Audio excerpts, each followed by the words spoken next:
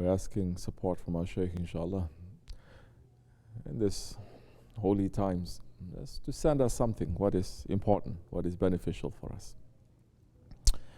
These days we don't like to talk too much also, because no one is really listening. And if you're listening, how are you going to put in your lives? The signs are there. In the month of Ramazan, we should be harvesting.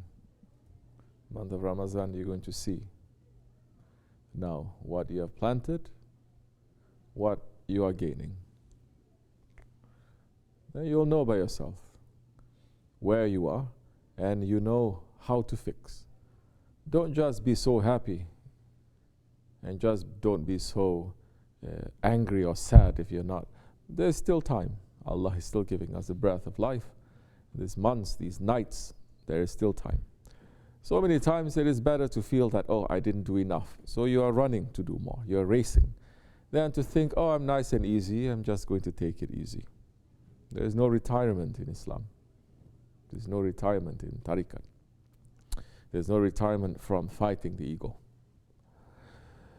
So in this first Jummah, the first zikr of the month of Ramazan, we're asking Allah to accept our weak service and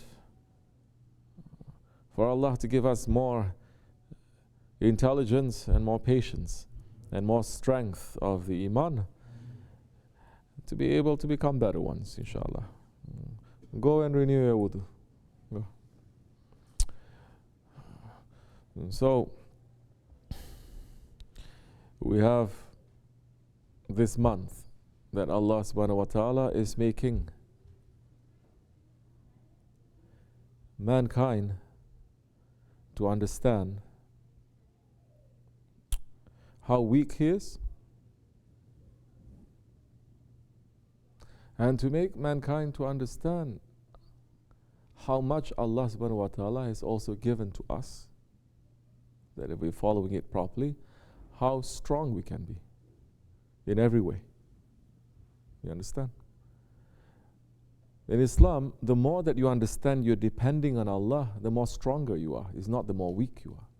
The more you are depending on yourself, on your intelligence, on your own prayers, on your race, on your nationality, on your politics, the weaker you are.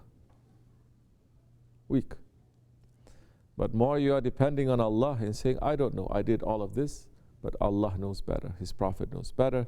Awliya Allah, we must hold on more firmly to them. There's a time more wisdom is going to be given to you. More in this month, you're able to understand. You're able to feel. And some, you're able to experience things. And so, you are saying now, we have a question for our brother, saying, Muslims now, there's such a big dependence on the material. And saying Muslim nations now, especially, if we're talking from that level, we have to become more powerful in every way. Why? So that we can compete with the others, right? And be better. So it's not for Allah's sake. So right off the bat is wrong. But those ones, maybe they are saying, well, we are depending on these things. We need to be strong in these things. Because Allah is saying in the Quran, what? Keep your horses ready. He's saying, so I'm going to take his word for it. I'm not going to be Wahhabi says, which surah, which ayat, sahih or not. Soon they're going to say that also about Quran. So they're using that. It looks as if it's fair. They're looking at the Quran and they're taking it. But this is exactly what happens when you are taking the Quran and you're not taking the Sunnah. And the Sunnah is following the Prophet and following the Sahabis and the Tabi'ins and the Tabi'ins and the Tabi'ins until today. If you just take from the Quran, you can go in any direction you want. And this is what has happened for the past 100 years, that there's no khilafat. Everyone is running to their own directions, from individuals to families, from communities to nations. Everyone taking off their own way. And although Muslims are reaching to 2 billion, we say there's 2 billion, although they have all the wealth. You cannot say Muslims don't have the wealth, they don't have the resources, they don't have the technology, they don't have the manpower, they don't have anything. Allah is still giving in this Akhir Zaman, but there is no blessings, none. There is no blessings because there is no head. There is no blessings because 2 billion Muslims, we're saying we take Allah's word and we're going to run according to our own understanding. But Allah is saying, follow that Prophet. Allah subhanahu wa ta'ala is saying, follow that Prophet ﷺ, and the Prophet ﷺ is saying, follow the ones who are going to come after me, my inheritors, follow the Khalifas. You understand? So now, everyone is going to take that. They're taking it according to the Sunnah, it's okay. Then you know how to balance. You take according to the Sunnah, that's why in over 1,400 years of Islamic civilization, it is always moving ahead and ahead and ahead. Don't look, oh, but then in the 1800s they fell down, down, down. And Europe went up, up, up. How Europe went up, up, up? Huh? Through the blood of the millions of people? Through stealing and lying and cheating and terrorizing? If this is what civilization is, we are far away from it. That kind of civilization is going to bite you back. If not now, later. And we're seeing the results of that. So that kind of, oh, but Muslims, they fall down because they didn't go through industrial revolution. They didn't go through this, they didn't go through that. We made the whole world go through that. And look at the mess we've made the whole world to be in now. So now, especially in running after the dunya and not understanding what the Prophet brought, not understanding the wisdom of the Prophet and the wisdom of this awliya Allah, definitely you're going to deviate. Definitely you're going to take and use that as an excuse for whatever you want yourself to be. Whether it is tribe, nationality, politics, you're going to use that. While using the word Islam, which it is happening. Especially now, they say, oh, we're following the Prophet. Are you following the Prophet according to the four mazhabs? We don't follow four mazhabs. Then you're not following the Prophet. You're following your ego. We understand? Which four mazhab is saying, it's okay, don't follow a Khalifa. The Prophet ﷺ is saying, if there's 3 days, there is no Khalifa, there is no Islam. What is it meaning now? That one must be responsible for justice. Understand that when Hazrat Umar became the Khalifa, he said, if there is a wolf on the other side of the Tigris River, Euphrates River, that is dying from thirst and hunger, Umar is going to be questioned on Judgment Day. What is this Khilafat that we are seeing and we are looking at, that we're taking example from? Look at the Holy Ottoman Empire. How under their reign, there was no terrorism. There was no conflict in the Middle East. 300 years, 500 years they're ruling. Nothing of that sort was happening. In fact, they made the people who are sworn enemies to sit down next to each other, to help each other, to cooperate with each other, and in a month like this, like Ramazan, to sit down and to eat with each other. They say enough with all of that differences. We have to build a life here. That kind of materialism, where you are going to share what you have, where you're going to give justice to everyone. That kind of materialism we are running for, because that kind of materialism, it is pleasing to Allah. Today's materialism is not. Because they're not putting Allah and the example of the Prophet. They're looking to their own political ambitions, especially Muslim countries. You understand? It is wrong. Because now under the Ottomans too, the Muslim and the non-Muslim, they're able to have safety. That was a system of real meritocracy. That was a system where they were admitting people from different nationalities, different races, to be part of the government without taking away their language, without taking away their culture, without taking away their religion. In fact, the Ottoman Empire preserving the religions, not just Islam, other religions that were there. They were not imposing colonialism. They're not imposing imperialism like we understand. If they were, everyone from Eastern Europe to Western China would be speaking Turkish. Everyone would be only learning Turkish history. Like today, if we talk about certain subjects, immediately, because of our schooling, we will discount more than half of humanity. We're only looking towards Europe. If we talk about philosophy, we're talking about Greek philosophy, French philosophy, German philosophy. That is immediately, it comes to our mind. But what happened to, as we say, what happened to, say, philosophy that is in India, that is in China, that is in Africa, that is in the Middle East? Half of the humanity, most of humanity, you take them out. That kind of thing was not present during the Ottoman times because there was no push for that kind of imperialism, for that kind of control. Yes, you are looking for materialism, but that materialism, it is to share. That materialism, it is to make mankind to become civilized. Civilization is not having an iPhone.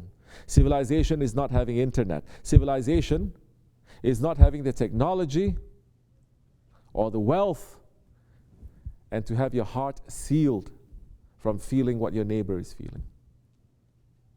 Now this month of Ramazan, in the old days, which they don't practice anymore, you cannot, especially in a modern society like this. In the old days, we're talking about maybe still it's practiced in Muslim countries. Person who is cooking in Ramazan, he cooks. I cannot just cook like this, I have to share with my neighbor. He cooks something because the Prophet ﷺ is making all these manners to be the sign of civilization. Manners, how you treat people. If religion, any religion that is not giving you manners, that is not teaching you how to treat people properly, treat people compassionately, treat people the way that the sun is treating everyone, giving the warmth to believer, unbeliever, white, black, brown, the sinner and the saint. If that religion is not teaching to do that, run away from it. If the religion is teaching you that, hold closely to it. If people are accusing that religion and they're not using that religion now to become better, they are at fault. It is not the religion's fault. So in the old days, Prophet is saying, alayhi wasallam, yes, even if your neighbor can smell the cooking that you're making, you have to share because it's bad manners. They smell what you're cooking and you're not sharing. So in the Ramazan time especially, cook something, they give to a neighbor. The neighbor cooks something, give it back. This one gives to this one. This one gives to this. And so it circles around. Just with a simple plate of food, it circles around. The love circles around. The charity circles around. You feel now that you're part of a bigger community.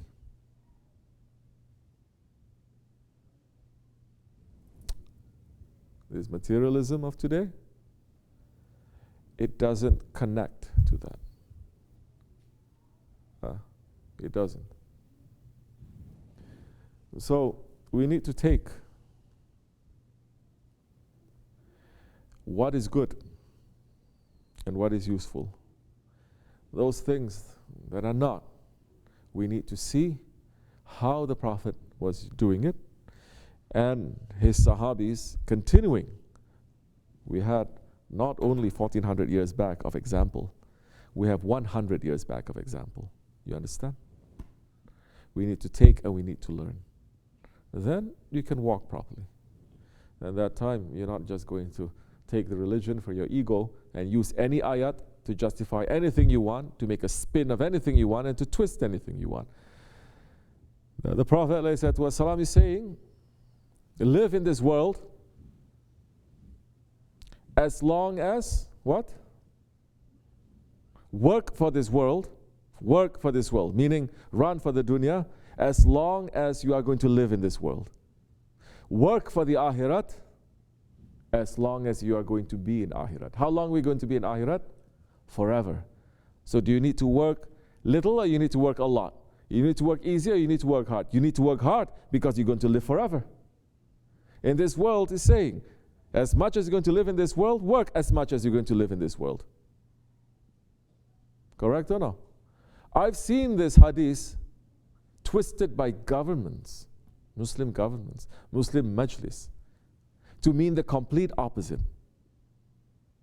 That they are saying, Prophet is saying, work in this world as much as you're going to live on it. That means you're going to live only for a handful of years. Then you must work very, very hard because you only have a handful of years to live. You're going to live in the akhirat forever, so relax. You don't have to work forever. You're going to have to work hard. They are saying this, and people are, and no one is saying nothing. This is accepted. This is wrong. And this is when people then start living this world for the sake of this world. They're not living for this world for the sake of akhirat. What is our job? What is our duty? Everyone has a job. Everyone has a duty. Not everyone is going to do what everyone else is doing. So, inshallah, if we are taking their sunnah, if we're taking their examples, if we have a guide to show, it is easier. If there isn't, then you can do it any way you want, especially governments. They're going to twist it and spin it in any way that they want, and everyone is going to follow. And everyone is going to be in their pockets anyway.